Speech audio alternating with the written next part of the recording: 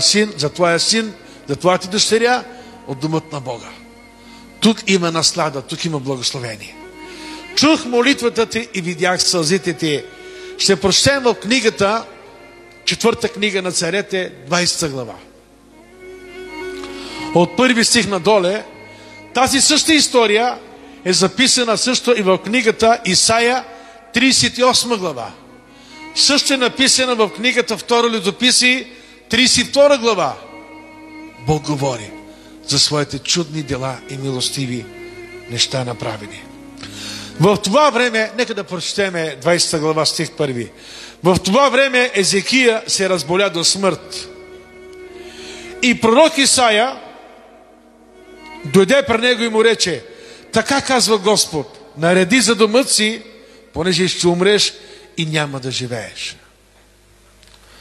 Някои от нас сме болни и плачеме, и търсиме помощта на Бога, търсиме лекари. Втори човек виждаме, че болестта беше смъртоносна. Бог беше пратил до него авторитета си, Божия човек. Този, който беше устата на Бога, този, който предупреждаваше народа за идещият гняв на Бога или за благословията на Бога. Няма как Езекия да не приеме тези думи. Езекия беше пророк от Господа. И той беше изпратен от Бога до цар Езекия. Болестта беше смъртоносна и той казва, че нареди сега на децата, на жената, каквото има да кажеш, понеже ти си отиваш. Какво става днешно време? Втори човек се разболя. Ако някой човек се разболее със смъртоносна болест и някой му каже: сега кажи на твоето семейство какво да направи след тебе, понеже ти умираш. Какво ще направиш ти? Няма ли да се молиш пред Бога? Няма ли да кажеш на човека: моля ти се, кажи на Бога да бъде милостив към мене? Не може ли още някои години аз да живея?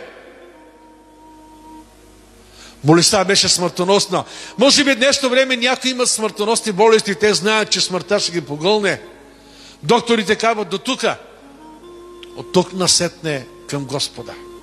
Аз мисля, че първо е Господ, не доктора. А ние първо отиваме при доктора и след това, като доктора се отказва, търсиме Господа.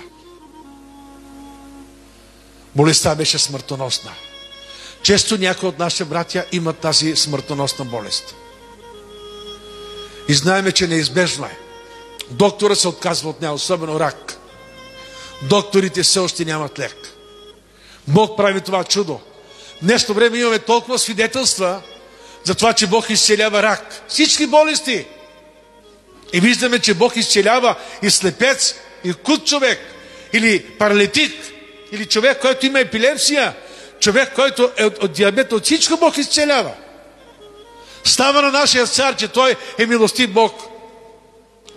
Но как ще приемеш ти тази информация, ако Бог ти изпрати Божия човек и ти казва: сега нареди на твоето семейство, че ти умираш? Кажи им каквото трябва. Може би в този момент няма да имаш думи от страх, понеже смъртта дебне върху тебе. Не може ли, Господи, още няколко години? Какво би направил ти? Доде слово от Бога към Исаия и той каза: отиди, кажи му, че той се заминава. Нека да нареди децата си. Болестта беше смъртоносна, няма как. Нека да прочетем още малко надоле. Знам, че когато болестта е смъртоносна, няма надежда, безнадежно. Това е времето, като трябваме, че времето ни изтекло. Изтекло ми е времето с децата, с съпругата ми. Доде време да се замина. Не съм готов, Господи. Може ли да обърнем нашето лице към Бога? Ето сега, вижте как Исаия веднага, Езекия, ни дава примери как ние можем да покажем любовта си към Бога и да умилостивим нашия Бог.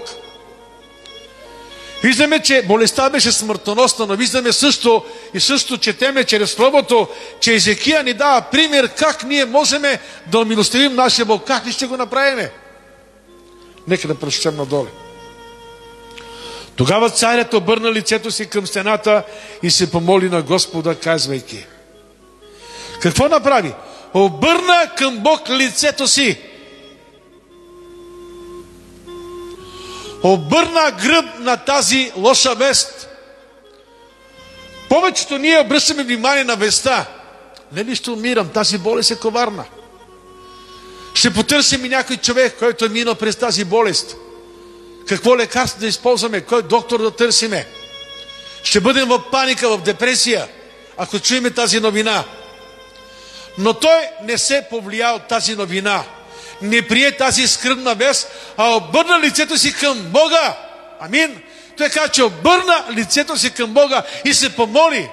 Обърни гръб на всички лоши вести. Може някой да каже, ей, приятелю, още малко ти остава. Докторите казват даже още 1-2 седмици, каквото има да направиш, го направи. Кънчо, тук е дочка.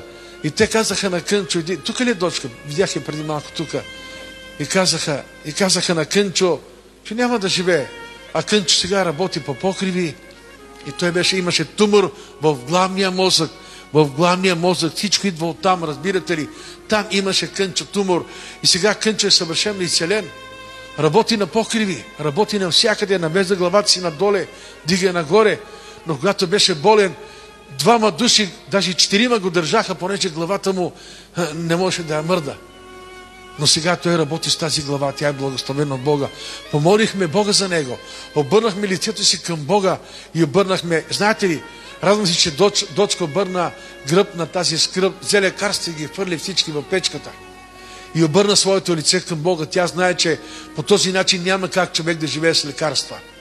Но с Бога да. Амин. И той каза, че обърна лицето си към Господа и се помоли. Амин. В книгата Изход, 15 глава, нека да прочетеме книгата Изход, 15 глава, стих 26.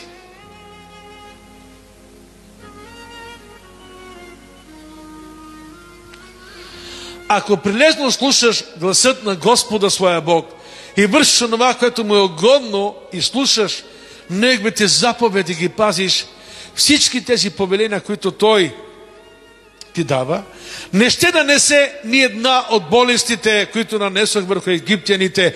Аз съм Господ, който те изцелявам. Амин! Халилуя! Знаете, че Бог беше издал върху Египет болести, които ги погубиха. Но Той казва, ако ти слушаш моя глас. Езекил е бил готов да слуша Божия глас, да се покорява на гласът на Бога. На всички негови повеления, наредбите на Бога. И виждаме, че Езекил обърна гръб на всички лоши вести, но обърна своето лице към Бога. И Бог му каза, ако днеска ти слушаш моето слово и пасиш моите думи, моите наредби, онези болести, които аз нанесох на Египет, нито една от тях няма да дойде върху тебе, но днеска аз ти изцелявам. Кажете амин. Днеска аз ти изцелявам. Днеска Бог изцелява от всяка една болест. За нашия Бог няма нищо невъзможно, братя. Ни една болест няма да има власт върху мен, върху моите брати и сестри, върху децата ни. Понеже Бог ни казва, че ако ние слушаме Неговия глас, наредбите Му, повеленията Му, ни една болест няма да има власт върху нас. Понеже Бог ни изцелява. Амин. И той повярва на Бога.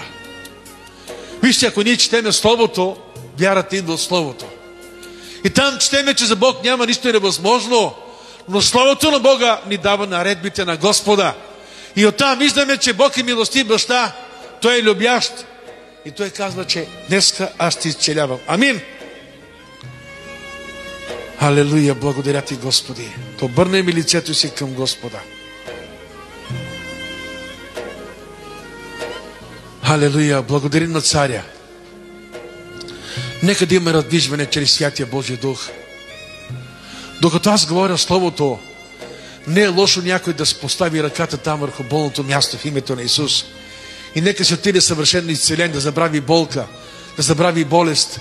В името на Исус Бог да изцелява, казва, ето аз днеска те изцелявам. Амин, Господи!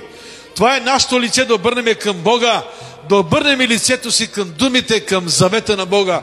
Той е верен да направи чудо. Той ни казва, той се помоли усърдно. Да прочетем отново 4 глава. Извинявайте,